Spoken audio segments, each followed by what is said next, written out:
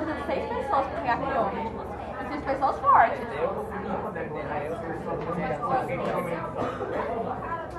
Parece que ele botou os pés andando. Pessoal, eu dei o silêncio virar para frente e prestar atenção aqui.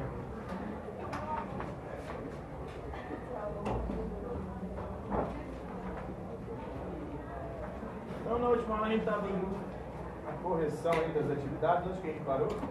Na 8. Qual que é a pergunta? Diferencie liberdade e feminismo. Qual é a diferença entre liberdade e determinismo?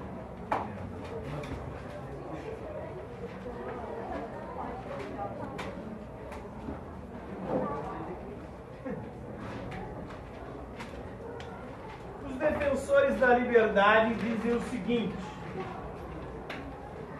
nós somos livres, ou seja, somos seres capazes de fazer escolhas. E por conta disso, por essa capacidade de fazer escolhas, nós somos responsáveis por essas escolhas.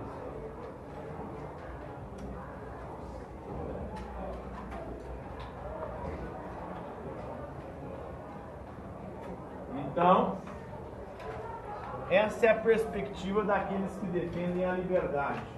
Um exemplo de filósofo que defende a liberdade, que diz que nós estamos condenados a ser livres, que é a única coisa que não tem como a gente fugir da liberdade, porque mesmo escolhendo, não escolhendo, nós estamos escolhendo, e o único responsável por nós sermos quem nós somos nós mesmos. É o Sartre. O Sartre vai dizer que ainda existem aqueles que agem de má fé. Quem que é aquele sujeito que age de má fé?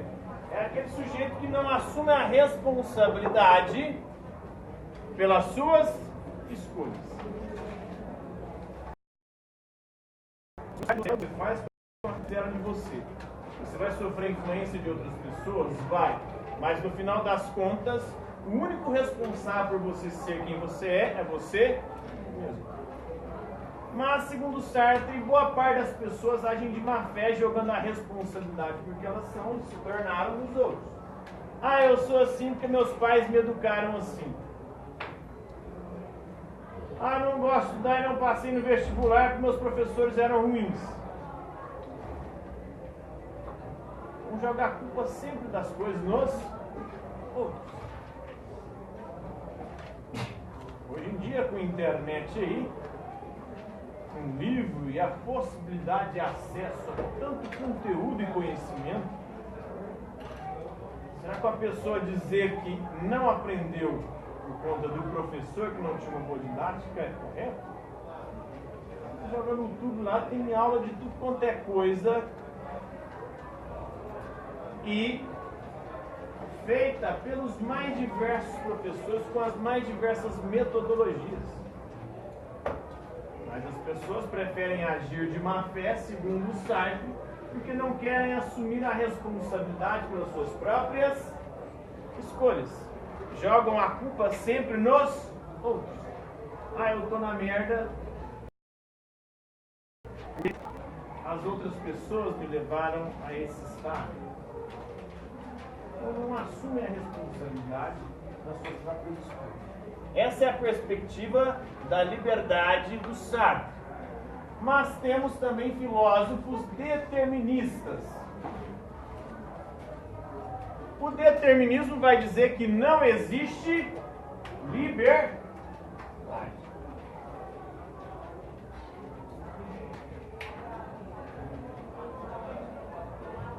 Nós não podemos fazer escolhas.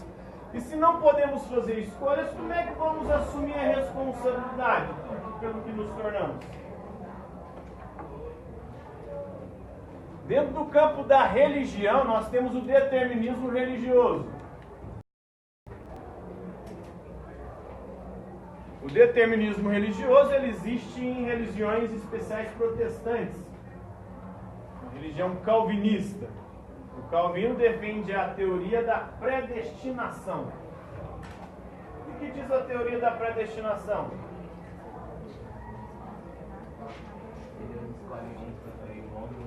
Se Deus é onisciente, Deus sabe de tudo. Se Deus sabe de tudo, Deus sabe o que você vai fazer antes mesmo de você fazer. Se Deus sabe o que você vai fazer antes mesmo de você fazer, é porque você não é livre. Antes de Deus te criar, antes de você nascer, Deus já sabia tudo o que você iria fazer. Então não há liberdade, já está tudo programado, pré-determinado por Deus.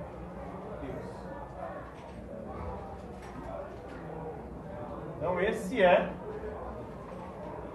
o determinismo religioso, a doutrina da pré-destinação.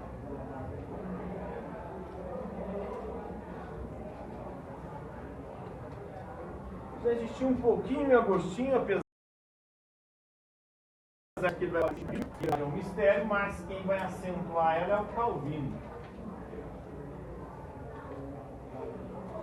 Temos também o determinismo mecanicista. O universo funciona como uma máquina, através de relações de causa e efeito.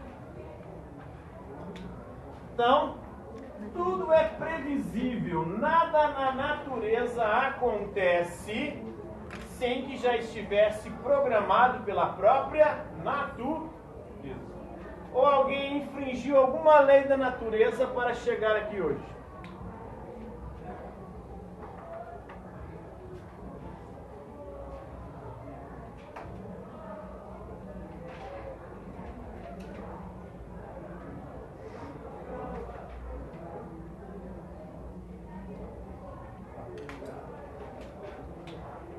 Então, o fato de estarmos aqui já estava programado de alguma forma no processo de desenvolvimento do universo, da natureza.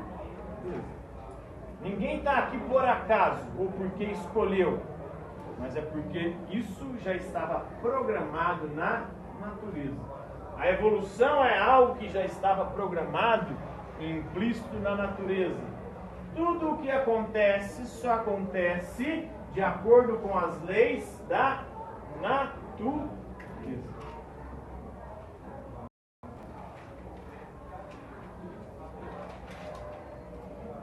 Você levantou, saiu de casa e veio para cá graças à natureza e não graças à sua escolha. Por que você conseguiu levantar? O despertador? Quem fez o despertador? Não é?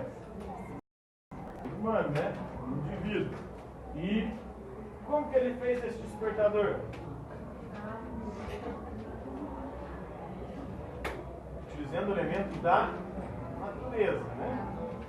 E o seu organismo, por que ele conseguiu levantar?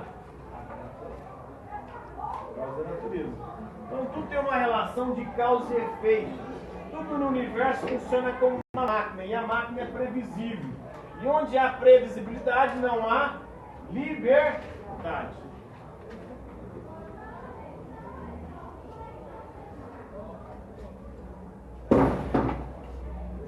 A natureza nos constituiu de tal maneira que nós não somos livres, e tudo que nós fazemos, de alguma forma, já estava programado no nosso sistema biológico, no nosso sistema químico e físico.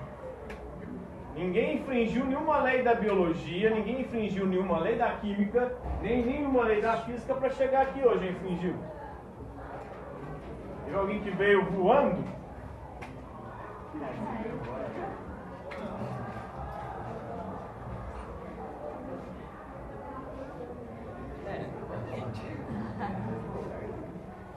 Quando o equilíbrio químico do nosso organismo ou biológico se rompe, o que acontece? A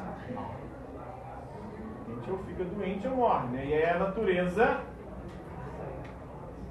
nos impedindo de fazer as coisas. Você não tem a liberdade de fugir da morte quando o seu organismo assim definir que você deve morrer. não somos livres. Quem que defende essa perspectiva de determinismo mecanicista? Thomas Hobbes, o Holbach e o Helvétius.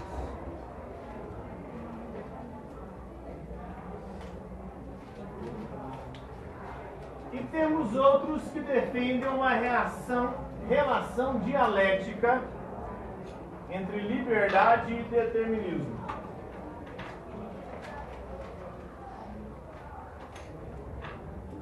Eles vão dizer que existe o determinismo da natureza ou de Deus, mas existe também a liberdade. É possível também fazer escolhas. Quem são esses? Spinoza,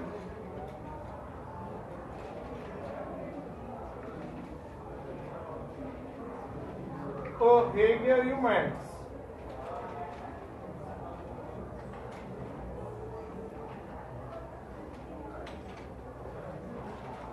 Para Spinoza, nada acontece por acaso. Tudo que acontece é por conta da natureza. E a liberdade é compreender a necessidade. E tudo acontece por necessidade.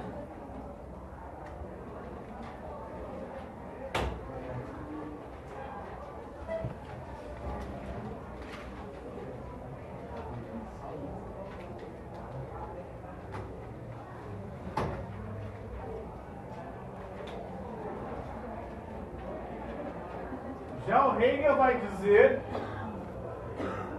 que as nossas ideias determinam as nossas ações.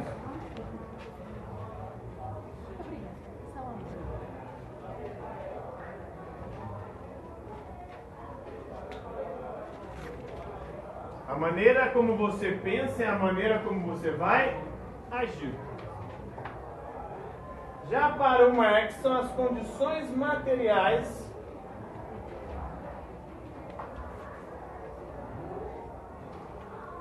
que determinam nossas ações.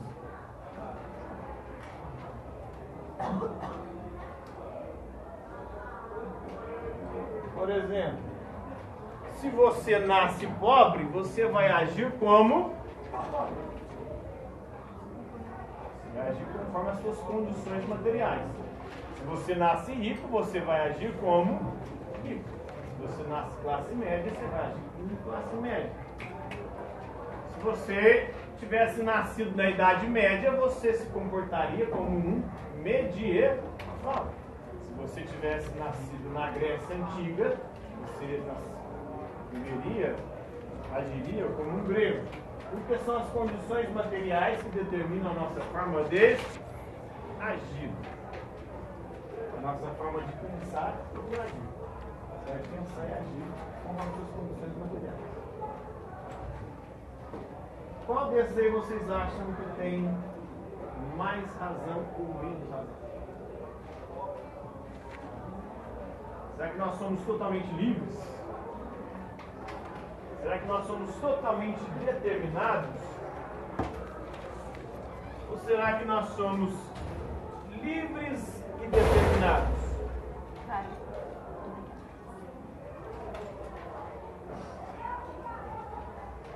Esse é um questionamento que a filosofia se faz há um bom tempo.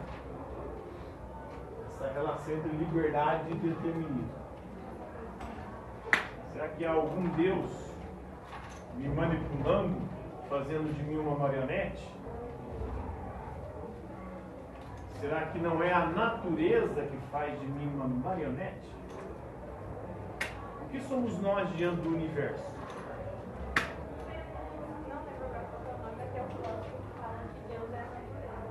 Sim, é Spinoza.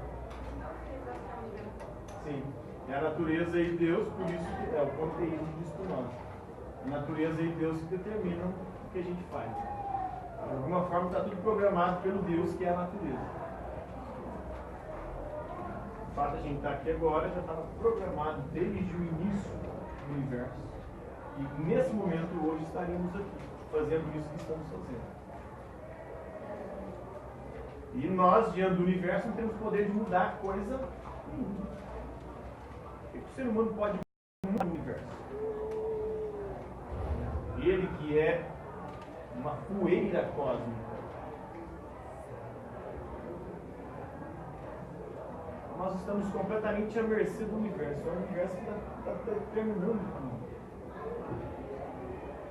Mas é isso que nós vai dizer o seguinte: o que é liberdade para Spinoza? A gente ter a consciência de que é assim que as coisas funcionam. Isso é ser livre. É você ter a consciência que você não pode mudar. Para o Hegel, as nossas ideias vão determinar as nossas ações, a forma como você pensa determina a sua forma de agir, e quando você tem consciência disso, você é livre. E para Marx são as condições materiais. Ou seja, se você é operário, você pensa como operário, proletariado. Se você é burguês, você pensa como burguês. E você vai pensar de acordo com o seu tempo histórico. A forma como nós pensamos hoje no século XXI não é a mesma forma com que as pessoas pensavam no século XIX de Marx. E nem se comportavam, nem agiam da mesma maneira.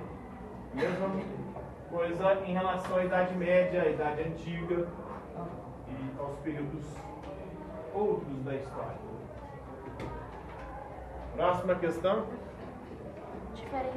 Quais são as origens da violência e da maldade? Qual que é a origem da violência e da maldade? De onde que vem a violência e a maldade humana? Existem duas teorias sobre a origem da maldade. Aqui diz que a maldade e a violência são instintivas. Quem defende isso? É o Freud. Ou seja, são os nossos instintos, pulsões, que nos levam a ser maus, a sermos violentos. Existem duas pulsões que movem o ser humano: Eros e Thanatos. Eros é o desejo, a pulsão sexual, e Thanatos, a pulsão de violência, de destruição, de morte.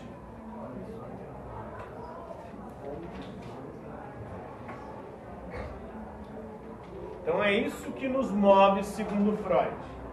O desejo sexual, a pulsão sexual, o instinto sexual. E aqui ele vem de encontro com um filósofo da internet muito popular, né? É o Piton. Não viram o filósofo Piton? Tudo que a gente faz é para comer alguém, ele diz lá, né?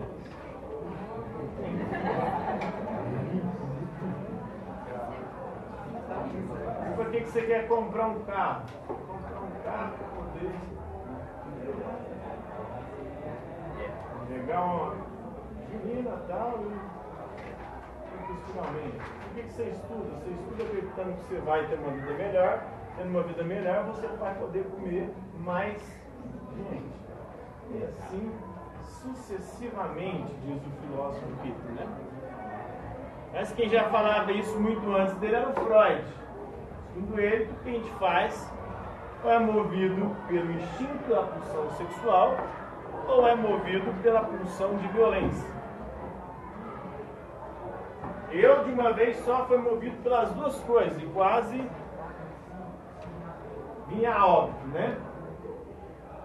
Há 2 anos atrás, eu saí, tinha passado o final de semana inteiro na Margaça, sem dormir direito.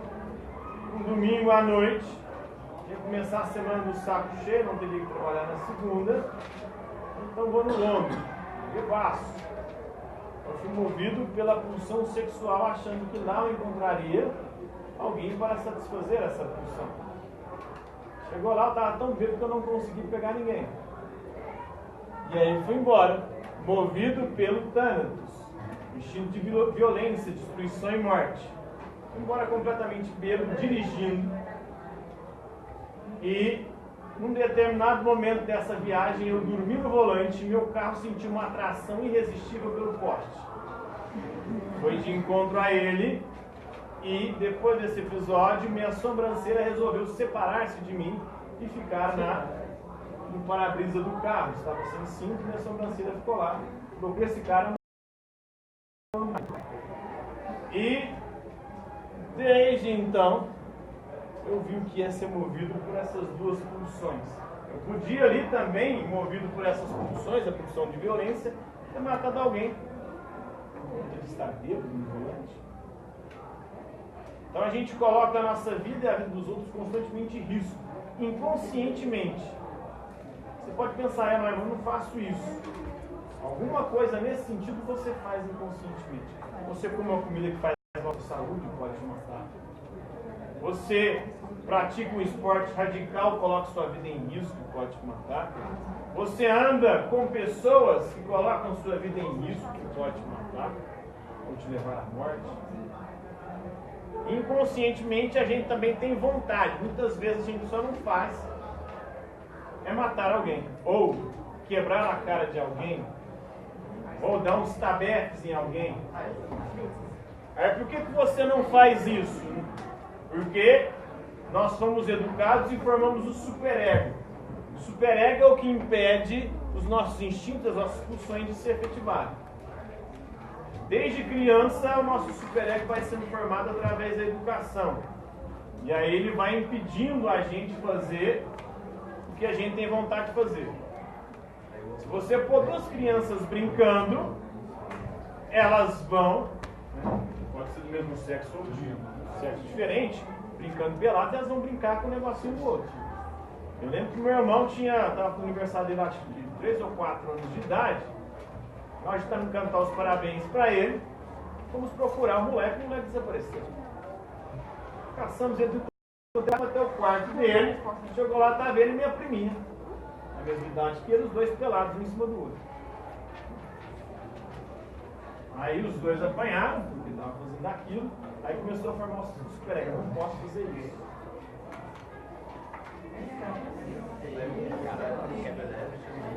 Oi? O id é as pulsões, são isso aqui. O superego. Nós temos o ego, que é o nosso eu, a nossa consciência, e ele vive num conflito entre o superego e o id. Isso. O superego seria o certo, mas o certo você aprende. E o id seria os instintos, as pulsões, tanto sexual quanto de violência. Então vai lá e faz isso, faz a merda. Aí você vai sendo formado de superego. Aí quando você usa substâncias que alteram o seu estado de consciência, você fode com o seu superego. E aí você vai fazer as merdas. Eu estava bêbado, aí foi pro espaço. Ninguém impediria de eu fazer merda. Então o superego é o que impede a gente de fazer as merdas. Fazer aquelas coisas que a gente tem vontade, mas que não faz. Por exemplo, alguém vai e faz alguma coisa, você tem vontade de quebrar a cara da pessoa. Por que você não quebra? O superego vai lá e freia. O superego é sempre um freio para os nossos instintos e as nossas pulsões. Ele é sempre aprendido e criado pela sociedade. Sim. A criança não tem. A criança foi, bateu nela, vai lá e revida na hora. Se for para brincar, as crianças ela vai brincar um negocinho com o outro ali. E não importa se seja do mesmo sexo ou do sexo oposto. Então a criança não tem nem essa noção de heterossexualidade. Isso é uma coisa que vai ser construída depois. A criança, porque o prazer, o próprio Freud vai dizer que o prazer ele se desenvolve de múltiplas formas no ser humano. A primeira região que a gente sente prazer é com a boca. Ele chama isso de fase oral. É a primeira fase do desenvolvimento da nossa libido, da nossa sexualidade. Então você começa a descobrir o prazer com a boca. Por isso que a criança, tudo que ela pega, ela leva na boca. É a primeira região que ela sente prazer. O primeiro e maior prazer dela é mamar no peito. Ela já quer mamar alguma coisa ali. Então, aquilo que dá prazer para ela. E a pessoa que não passa bem pela fase oral, ela vai ficar na fase oral o resto da vida. Aí ela tem que ir toda hora ter alguma coisa na boca. Seja um cigarro, uma bebida, né? Fica mordendo alguma coisa. Essa pessoa está na fase oral ainda. Por quê? A gente sente prazer com a boca. A boca é uma região que dá prazer. A primeira região que você descobre o prazer com a boca. A segunda região que você descobre o prazer é o que ele chama de fase anal, é com ânus. É com fiofó. E qual que é o prazer? Controlar o esfíncter, a bosta. Segurar isso, ter o controle.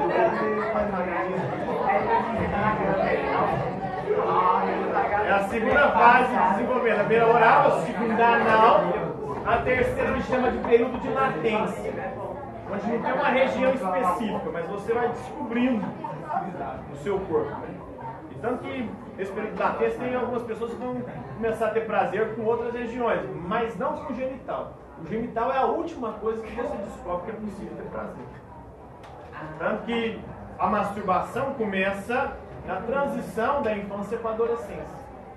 Com 11, 12 anos, 10, 12 anos de idade, é a época que começa a masturbação, tanto entre meninos quanto entre meninas. Então, por quê? Porque o último lugar que você vai descobrir que é possível ter prazer é com o seu genital.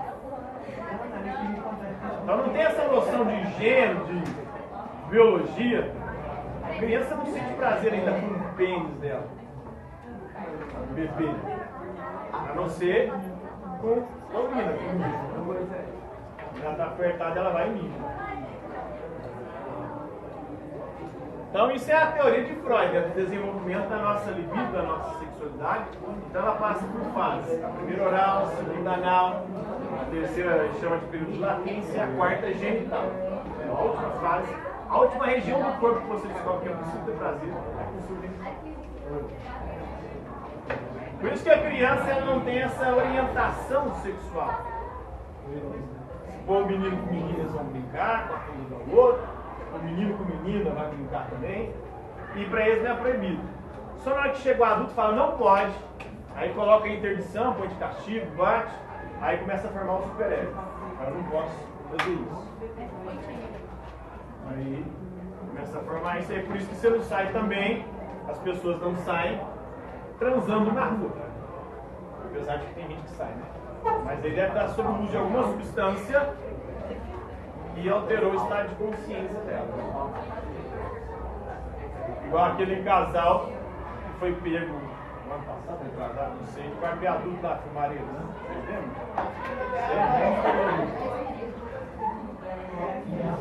Eu estava na mesma balada que eles do dia. Os vi lá. E chumbaram o melão, estavam bêbados. E adulto, vai ver adulto. Na Rondon baixinho, onde quase não passa nada. Então perderam o superego. A bebida faz você fazer isso. A bebida, as drogas, de forma geral, alteram o nosso estado de consciência e fodem o superego e leva a gente a agir muito mais por essas duas funções, ou sexo ou violência. Tanto que também em frevo, em balada, onde o povo bebe muito, tem muita briga, muita porrada. Tanto entre mulheres quanto entre homens. As mulheres rolando no chão, puxando o cabelo da outra, homens se esmurrando. Por quê? A cachaça fode com o seu superego. Então tem essa a explicação instintiva e tem também a socioambientalista.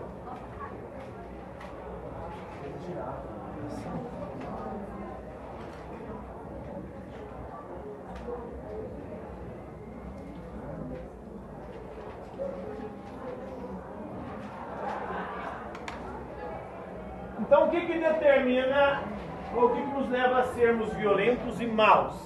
A sociedade e o ambiente.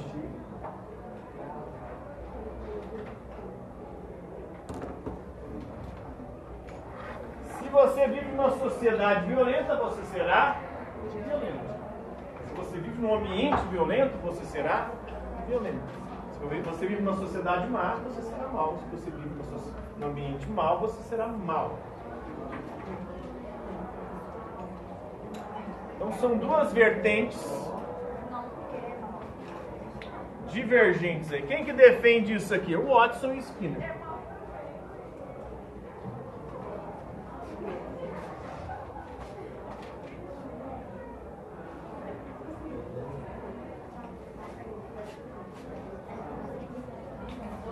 E para vocês, a gente é mau e violento por instinto ou por causa da sociedade, do ambiente?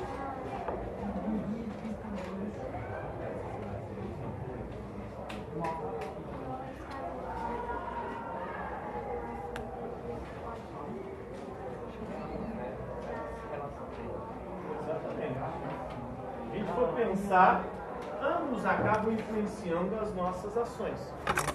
Tanto os nossos instintos, as nossas funções, como também o ambiente. Se tiver um ambiente que está todo mundo fazendo bagunça, a tendência de entrar no meio da bagunça é muito grande.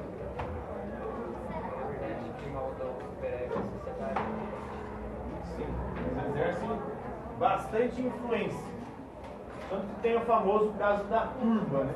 Tem gente que sozinho não faria, que em grupo ele faz. Se tiver no grupo numa gangue, por exemplo, ele agride alguém até a morte, coisa que sozinho não teria coragem de fazer, né? Matar uma pessoa. Mas ele está no meio da turba ali, no meio da multidão, da galera, aí ele faz a merda. No meio da galera ele vai lá e destrói o patrimônio público. No meio da galera ele vai lá e faz as merdas que ele jamais faria se ele estivesse sozinho. Então o ambiente e a sociedade também influenciam o nosso comportamento, além dos instintos. Isso não quer dizer que os instintos não influenciam, porque a gente também tem um instinto, uma função violenta e negativa. Próxima questão. Explique as transformações da moral. Oi? Explique as transformações da moral.